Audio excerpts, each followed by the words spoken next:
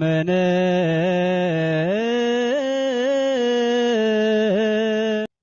በስመ አብ ወወልድ ወመንፈስ ቅዱስ አሐዱ አምላክ አሜን። የእግዚአብሔር ቤተሰቦች እንደምን አላችሁ?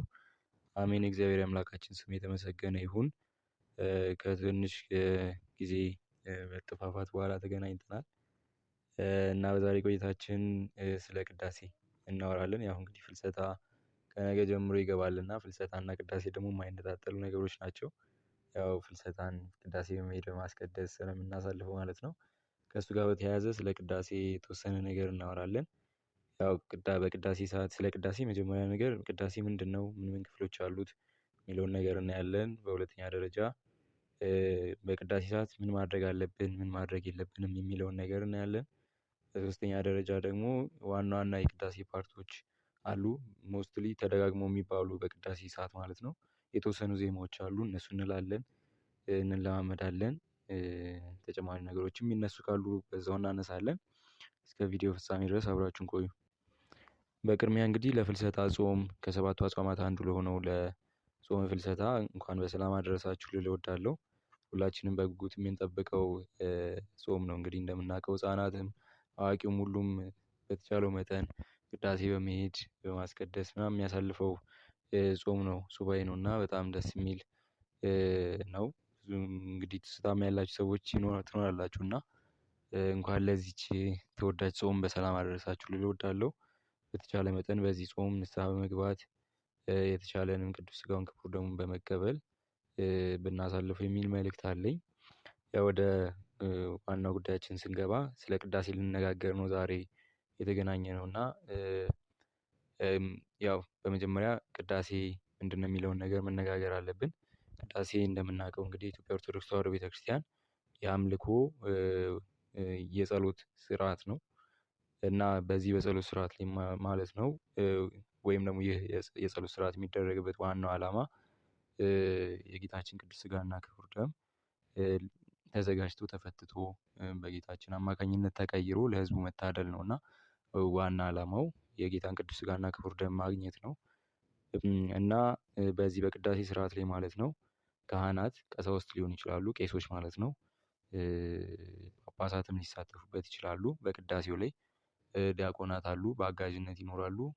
ዘዋያን ደግሞ ህዝብ ማለት ነው፣ ምዕመናን፣ እነሱም ደግሞ በቅዳሴው ላይ ተሳትፈው ቅዱስ ሥጋውን ክቡር ደሙን ይቀበላሉ ማለት ነው። ስለዚህ እነዚህ አካላት ይገኛሉ። ቅዳሴ 3 ክፍሎች አሉት። አንደኛው የዝግጅት ክፍል የሚባለው ነው። ይህም በቤተ መቅደስ በቤተልሔም ቀሳውስትና ዲያቆናት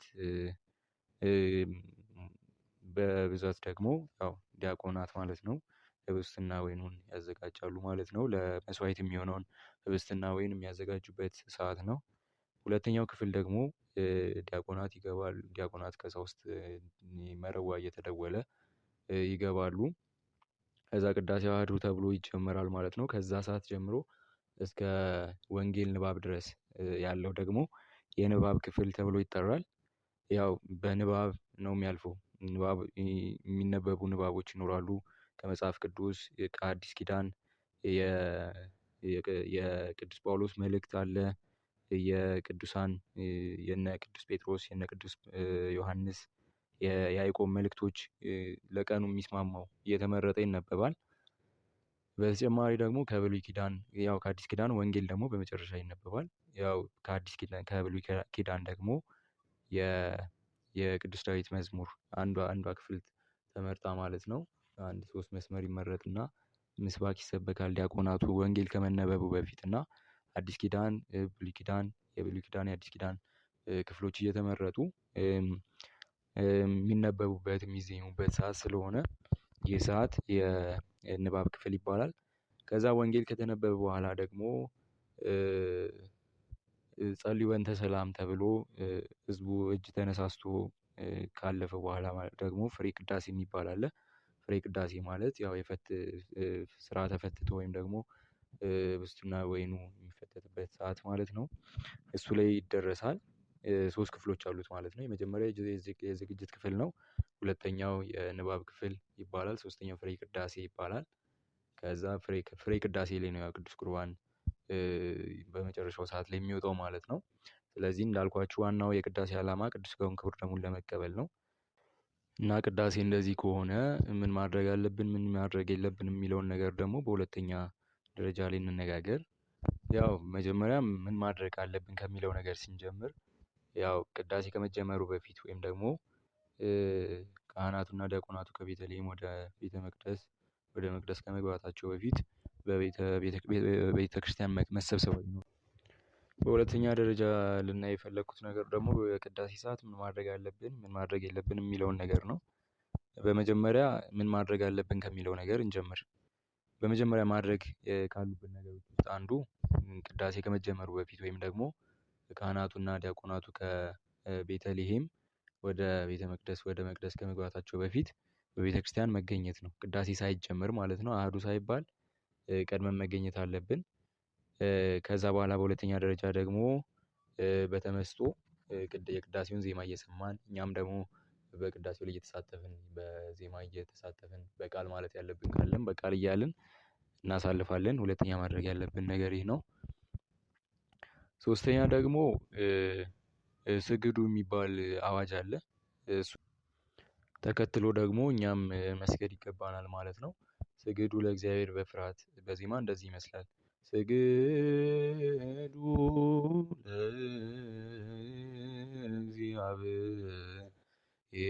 ለእግዚአብሔር በፍርሃት ብሎ ዲያቆኑ ያዘናል። ይህ መጀመሪያም ላይ ወደ መጨረሻም አካባቢ ከእግዚኦታ በፊት ይባላል። ለእግዚአብሔር በፍርሃት ስገዱ ነው የሚለው ትእዛዙ። እኛም ደግሞ በፍርሃት ሆነን ለእግዚአብሔር መስገድ አለብን።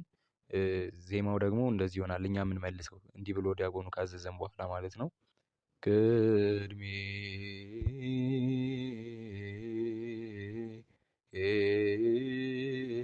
ቅድሜከ እግዚኦ ንሰግድ ወንሲብሐከ እንዲህ ብለን በዜማ ከመለስን በኋላ እንሰግዳለን ማለት ነው። ግንባራችን እግራችን እየነካ እንደዛ እንሰግዳለን። ስለዚህ የሚታዘዙ አዋጆችን በጠቅላላ በዚህ መንገድ ማሳለፍ አለብን። ያው ዜማውን የሚባሉትን በዚሁ በመሃል ነው እያልኩላችሁ ያለሁት እና በደንብ በጽሞና እየተከታተላችሁ እየመለሳችሁ በደንብ አዳምጡ። ሌላ ደግሞ ከዚሁ ጋር ተያይዞ ማለት ነው ፍሬ ቅዳሴ ከምንለው ቀድሞ ወይም ደግሞ ወንጌል ከተነበበ በኋላ የተወሰኑ ዜማዎች ዲያቆናት ይሉና ዲያቆኑ ቀዳሹ ዲያቆን ማለት ነው የሚለው ዜማ አለ። ጸልዩ በእንተ ሰላም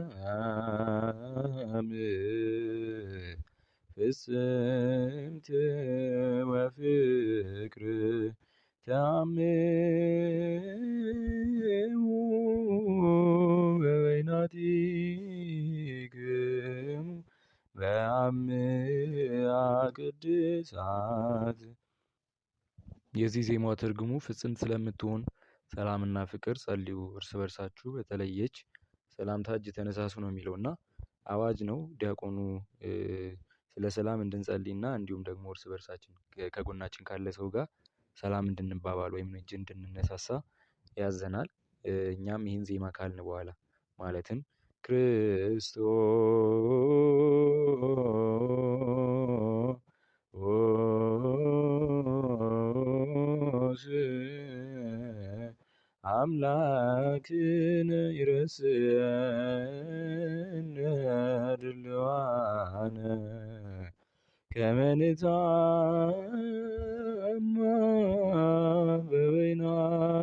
በበይናቲነ በአምአ ቅድሳት። ትርጉሙ ምንድን ነው? አምላካችን ክርስቶስ ሆይ እርስ በርሳችን በተለየች ሰላምታ እጅ እንነሳሳ ዘንድ የበቃን አድርገን ነው። ይህም ጸሎት ነው እና ከጎናችን ካሉ ሰዎች ጋር ሰላምታ መገባባት ወይም ደግሞ እጅ መነሳሳት ይገባል። በዚህ ሰዓት ዜማውን አሁን ያልኩላችሁን በደንብ እንትን በሉት አስተውሉትና ጸልዩ በእንተ ሰላም የሚለውን ማለት ነው። ሰዓቱ ሲደርስ እጅ መነሳሳት ከጎናችሁ ካለ ወንድ ከሆናችሁ ከወንድ ጋር ሴት ከሆናችሁ ከሴት ጋር ማለት ነው። ከጎናችሁ በግራም በቀኝም በፊትም ካሉ በኋላም ካሉ እንደዛ ይደረጋል። በአራቱም አቅጣጫ ሰላም ትባባላላችሁ። ዲያቆናት ከዲያቆናት ጋር ቀሳውስት ከቀሳውስት ጋር እንዲሁም ህዝባውያን ከህዝባውያን ጋር ነው ሰላም የሚባባሉት። ይህን ማድረግ ደግሞ በቅዳሴ ሰዓት ይገባል ማለት ነው። ዜማውን በዚሁ እየያዛችሁ ስለዚህ እነዚህን ይመስላሉ ማድረግ ያሉብን በቅዳሴ ሰዓት ማለት ነው። አሁን ደግሞ ማድረግ የሌሉብን ነገሮችን እንይ። የመጀመሪያው ማድረግ ከሌሉብን ነገሮች አንዱ አርፍዶ መጥቶ ወደ ቤተ መቅደስ ቅዳሴ ከተጀመረ በኋላ ማለት ነው ወደ ቤተ መቅደስ ወይም ወደ ቤተ ክርስቲያን መግባት የተከለከለ ነው። ስለዚህ አርፍደን መጥተን ወደ ቤተ ክርስቲያን መግባት አንችልም ማለት ነው። ቅዳሴ ከተጀመረ በኋላ ወይም አሃዱ ከተባለ በኋላ መግባት አንችልም። መግባት የምንችለው መቼ ነው የሚል ጥያቄ ካለ አርፍደን ከመጣን ቁርባን ከተሰጠ በኋላ ቀሳውስት ማለት ነው የሚያነቡት ንባብ አለ። ይህ ማለት ሁሉን ቆራቢ ጨርሶ ከቆረቡ በኋላ ይነበባል። አዳፌ ነፍስ የሚባል ንባብ አለ። እሱ ይነበብና አሜን ይባላል። ከዛ አሳርገው ይወጣሉ፣ ወደ መቅደስ ይገባሉ። የዛን ሰዓት አሜን ተብሏል፣ ህዝቡ መግባት ይችላል። ከዛ ሰዓት በፊት ግን እግዚኦታ ካለቀ በኋላ ብዙ ሰዎች ሲገቡ እናያለን እና መግባት ግን አይቻልም። መግባት የሚቻለው አሜን ከተባለ ቁርባን ከተሰጠ በኋላ ነው። ይህን ነገር ያዙ። ሌላው ማድረግ የሌለብን ነገር ደግሞ ቅዳሴ ከተጀመረ በኋላ ወዲህ ወዲያ ማለት ወይም ደግሞ መንቀሳቀስ አይቻልም። አንድ ቦታ ቆሞ ነው ማስቀደስ የሚገባው ማለት ነው ከቀሳውስት ከአገልጋዮች በስተቀር። ይህም ማለት ካህናት፣ ዲያቆናት ያው እየተንቀሳቀሱ ከዚህ ወደዛ ከመቅደስ ወደ ቅድስት ምናምን እየመጡ ነው አገልግሎቱን የሚፈጽሙት። እነሱ ይንቀሳቀሳሉ። ከዛ ውጭ ያለ ህዝብ ግን መንቀሳቀስ አይችልም። ያው ምናልባት ወንጌል የሚያሳልሙ ይንቀሳቀሳሉ። ከነዛ ውጭ ያሉት ግን አይንቀሳቀሱም እና በቅዳሴ ሰዓት መንቀሳቀስ የተከለከለ ነው። ሌላው ደግሞ ማድረግ የሌለብን ነገር ምንም ይፈጠር ምንም ማለት ነው ማውራት ወይም ደግሞ ዓለማዊ ወሬ ሌላም ወሬ ቢሆን ምንም ማውራት አይፈቀድም በቅዳሴ ሰዓት ማለት ነው። ተሰጥኦ በመመለስና የሚባለውን ዜማ በመስማት በተመስጦ ነው ቅዳሴ ማለፍ ያለበት እና ወሬ ፈጽሞ የተከለከለ ነው። በአራተኛ ደረጃ ደግሞ ሌላ የተከለከለ ነገር ምንድነው? ከቤተክርስቲያን መውጣት አይቻልም። ምናልባት አስጨናቂ ኮንዲሽን ከመጣ መውጣት ይቻላል። ነገር ግን እንደዛ ከዛ ውጪ ግን መውጣት አይቻልም። በተቻለ መጠን ራሳችንን ተቆጣጥረን በቤተክርስቲያን ውስጥ ቅዳሴ እስኪያበቃ ድረስ መቆም አለብን። ሌላ ደግሞ በቅዳሴ ሰዓት ማድረግ የሌለብን ነገር ምንድነው? መቀመጥ የተከለከለ ነው። ቆሞ ማስቀደስ ነው የሚገባው። ፍትሐ ነገሥታችንም ስለ ቅዳሴ በሚያነሳው አንቀጽ 12 ላይ ማለት ነው 12ኛው ምዕራፍ ወይም ደግሞ ስለ ቅዳሴ በሚያወራው ክፍሉ ላይ ማለት ነው ይናገራል ይህን ነገር ቆሞ ማስቀደስ ነው። እንግዲህ ምናልባት በጣም አስቸጋሪ ነገር ሲኖር በዚህም ኬዝ ማለት ነው ልንቀመጥ እንችላለን። ከዛ በተጨማሪ ግን ድካምም ቢሆን ተቋቁመን እንደምንም ማሳለፍ አለብን። መላመድ ነው፣ በልምድ የሚመጣ ነው። ያው በተቻለ መጠን መቋሚያም እየያዝን ቢሆን በተለያዩ መንገዶች ቅዳሴው እስኪያበቃ ድረስ ቆመን ማስቀደስ ይኖርብናል። ስለዚህ መቀመጥ የተከለከለ ነው ማለት ነው። ሌላው ደግሞ ትልቁ የተከለከለ ነገር ምንድነው? ቅዱስ ቁርባንን ያለ ንስሐ ወይም ደግሞ ንስሐ ሳንገባ መቀበል ነው። እንደውም ካህኑ የሆነ ሰዓት ላይ ዲያቆኑ ንፍቅ ዲያቆን እጁን እያናጻው ወይም እያስታጠበው በእኛ ቋንቋ እያናጻው ካህኑ የሚናገረው ነገር አለ።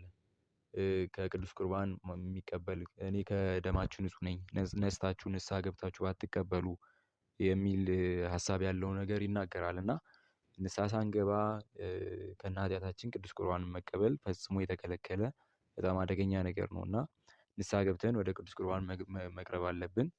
ይህንን ትእዛዝ መተላለፍ የለብንም። እነዚህና መሰል ነገሮችን በቅዳሴ ሰዓት ማድረግ የለብንም ማለት ነው። ምናልባት እንደ ጥያቄ የሚሆንባችሁ ነገር ካለም በኮሜንት መጠየቅ ትችላላችሁ። እኔ የያዝኩት ግን እነዚህን ነው ለጊዜው። አሁን ቀጥታ እስቲ ዋና ዋና የሚባሉ ዜማዎችን ወይም ደግሞ በቅዳሴ ሰዓት ብናውቃቸው ማናውቃቸው ካለን ተሰጥኦ መመለስ ማንችል ሰዎች ካለን ብናውቃቸው ወሳኝ ናቸው ወይም ደግሞ ተደጋግሞ ይባላሉ ብዬ የማስባቸውን እልላችኋለሁ። አንድ ሁለቱን አሁን ብዬ እላችኋለሁ፣ ደግሜ እላችኋለሁ። ቀጥታ ወደ ዜማዎቹ እንግባ። አመነ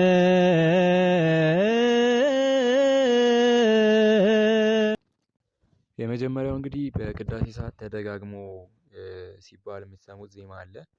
ዲያቆኑ ተንሥኡ ለጸሎት እያለ እኛ ደግሞ እግዚኦ ተሳሃለነ እያለን ህዝባውያን ማለት ነው የምንመልሰው ዜማ አለ። እሱ ዜማ እንግዲህ በጣም ተደጋግሞ በቅዳሴ ሰዓት ይባላል እና መጀመሪያ ትርጉሙን ተንሱ ለጸሎት ማለት ለጸሎት ተነሱ ማለት ነው። ዲያቆኑ ይህን አዋጅ ይናገራል። እኛም ደግሞ እግዚኦ ተሳሃለነ እንላለን። ልመና ነው እንግዲህ አቤቱ ይቅር በለን ማለት ነው። እግዚኦ ተሳሃለነ። ከዛ ካህኑ አስከትሎ ደግሞ ምን ይላል? ሰላም ለኩልክሙ፣ ሰላም ለሁላችሁ ይሁን ይለናል። እኛም ደግሞ ምስለ መንፈስከ ከመንፈስ ጋር ብለን ጌታችንን እንለምናለን ማለት ነው። ይህንን ዜማ እንየው። ዲያቆኑ እንደዚህ ይላል። ተንስ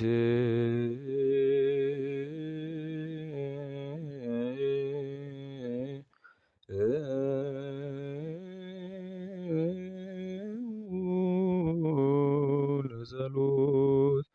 ከዛ ህዝቡም እግዚኦ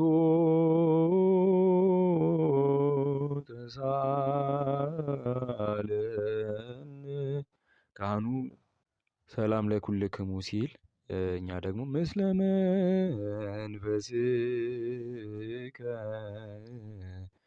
ይህ ግዕዝ ዜማ ይባላል። ቅዳሴ እንግዲህ ሁለት አይነት ነው ያለው፣ ግዕዝና ዕዝል አለው። ያው የፍልሰታ የጾም ሰሞን ስለሆነ ግዕዙን ቅዳሴ ነው 16ቱን የሚባለው። ምናልባት በዓላት ካልሆኑ የቅዱስ ሚካኤል ዕለት ምናምን ካልሆነ በስተቀር ግዕዙን ነው የሚሉት እና ተንሱ ለጸሎት አሁን ባልኩላችሁ ዜማ ይባላል። ተደጋግሞ በጣም ብዙ ጊዜ ስለሚባል ይህንን ዜማ ያዙ፣ በደንብ ተማሩት። በሁለተኛ ደረጃ ደግሞ ሁለት ጊዜ ስግዱ ይባላል ብያችኋለሁ እና ዲያቆኑ ስግዱ ለእግዚአብሔር በፍርሃት ሲለን እኛም ደግሞ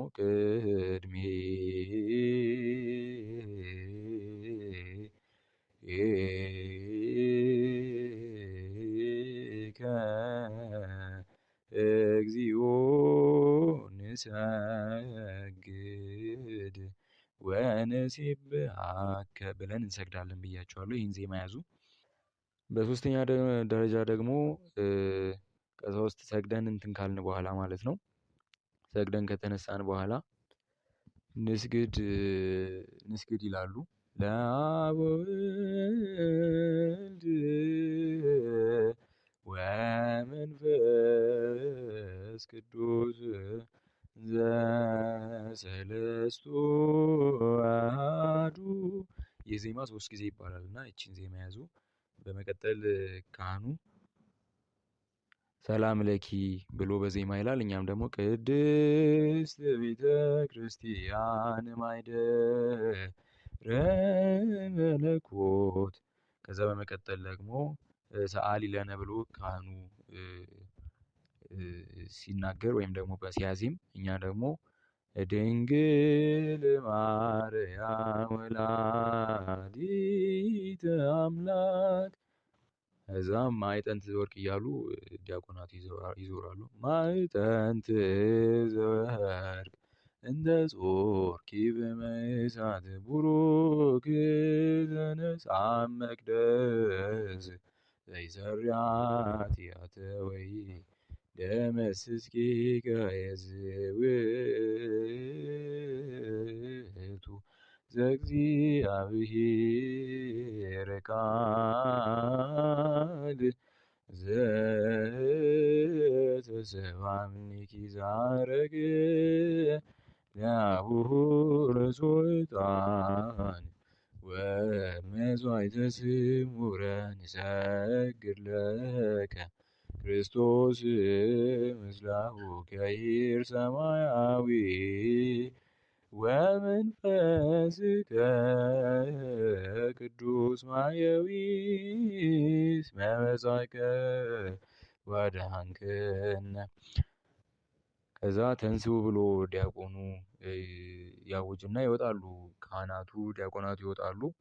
ከዛ ቅድስት የሚባለው ስፍራ ላይ ማለት ነው። ስብሐት ወክብር ለስሉስ ቅዱስ ይደሎሙ ለአብ ወወልድ ወመንፈስ ቅዱስ እያልን እኛ እንመልሳለን። ካህናቱ ስብሐት ወክብር ለስሉስ ቅዱስ ይደሉ እያሉ 4 ጊዜ በአራቱም ማዕዘን ያጥናሉ። እኛም ደግሞ ይደሎሙ ለአብ ወወልድ ወመንፈስ ቅዱስ እንላለን። ከዛ አብ ወወልድ ወመንፈስ ቅዱስ ስሉስ ሥሩይ ኩሎ ጊዜ ይዜንዩ ዘልፈንዮ ለዓለመ ዓለም ሲሉ እኛም አሜን እያልን እንላለን። ይህችን ዜማ ይህንን ቅብብሎሽ ወይም ደግሞ ተሰጥኦ ያዙ። ከዚህም በኋላ ካህናቱ ክብ ቤተክርስቲያን ከሆነ ይዞራሉ።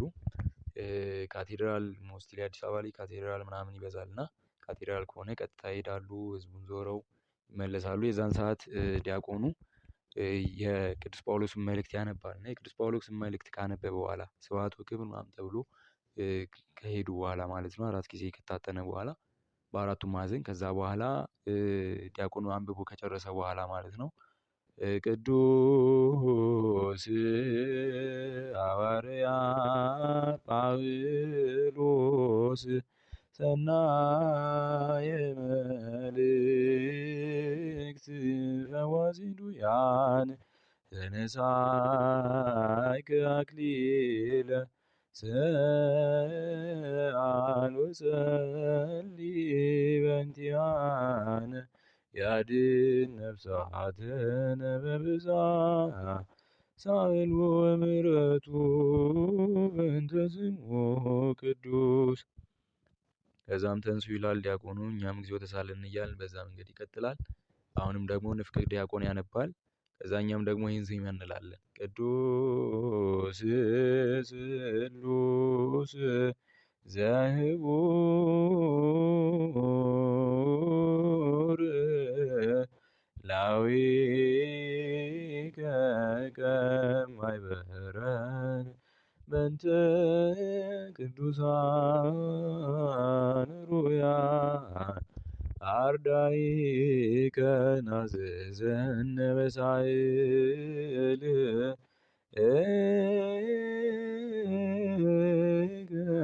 በእንተ ቅዱስ ስምከ። አሁንም ዲያቆኑ ተንሱ ብሎ ያውጃል። ከዛ በኋላ እግዚኦ ተሳለን እንላለን በዜማ ማለት ነው። ከዛ ንፍቅ ካህን ይመጣና ደግሞ የሐዋርያት ሥራን ያነባል። የሐዋርያት ሥራ ከተነበበ በኋላ ደግሞ ህዝቡ እንደዚህ በጋራ ያዜማል። ቅዱስ ቅዱስ ቅዱስ አንተ አምላክ አባዜ ኩሉ ቅዱስ ቅዱስ ቅዱስ አንተ ወልድ ዋሕድ ዛንተ ቃለ አብያ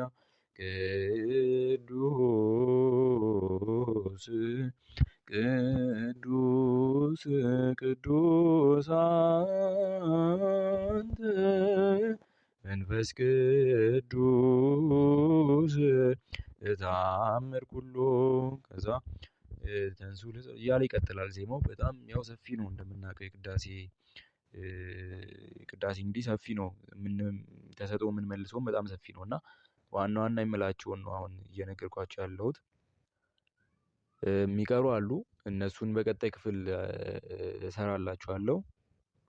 ቅድም ላይ ያልኩላችሁ አሉ ክርስቶስ አምላክነ ይረሴነ ድልዋነ የሚለው ሰላምታ ወይም ደግሞ እርስ በርሳችን እጅ ከመነሳሳታችን በፊት የምንለው ዜማ ማለት ነው። እሱንም መለስ ብላችሁ ስሙት።